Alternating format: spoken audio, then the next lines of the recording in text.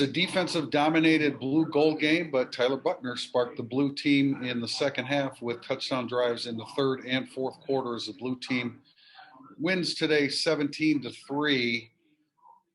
You know, Brian Kelly said on Thursday that he wouldn't announce a starting quarterback, and we assumed he was talking about Jack Cohn and Drew Pine, and he still is. Yeah. But Tyler Buckner came into Notre Dame Stadium and did a really nice job today. Yeah, and the first touchdown drive of the game, starting the second half, that was all against ones and twos like they were playing the entire time. The second drive, you started to see a smattering of some reserves, and he was able to take, I think, advantage of a couple walk-ons on a deep throw to Lindsey. But look, he played better than the other quarterbacks did, but you have to give him one other advantage. He had the blue on. He was not getting touched down, and he might have suffered the frustration Pine and Cohn had if they just would have been touched down the whole time. Yeah. You know, I thought all three really threw the ball pretty well.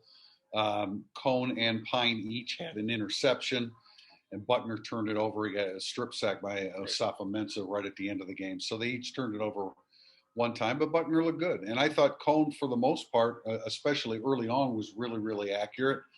And Pine at the end of the first half really moved the ball down the field. They weren't able to score at the end, but they all played pretty well. You know, a really nice day for Braden Lindsey at wide receiver as well. And I think the tone will be a little different for Cohn if they just would have finished off a couple of those red zone drives. And that was really the issue. They were getting down there and not scoring. You do have to finish those off. I mean, as you like to say, that counts too. You have to score when you get. I like to say that as well. You have to score when you get down there. Yeah, I like to see Lindsey, if he's healthy, he's going to be a weapon for them. They obviously like Keys because I didn't notice it until I took a glance at the stat sheet. 14 targets for Lawrence Keys. Yeah. I think he is heavily involved. And Avery Davis is a guy they can rely on too. So we saw those three emerge. Yeah, they did, and that's really kind of expected. That's what and not only expected, but that's what you hope. Lawrence Keys 5 catches for 115 yards. Braden Lindsey 5 catches for 88 yards. A little debate a couple times on passes that weren't accurate. A debate maybe with where it should have been thrown. And Avery Davis 5 catches for 84 yards. So those are the guys that were targeted, and those are the guys that made the majority of the plays. The running game, there wasn't a whole lot really. I mean, it was a right from the very beginning. Even though it was very windy here today, it was windier up high though. I think on the field we didn't see a lot of movement from the flags and stuff. So they came in prepared to throw the football 32 and 23, 50. Yeah.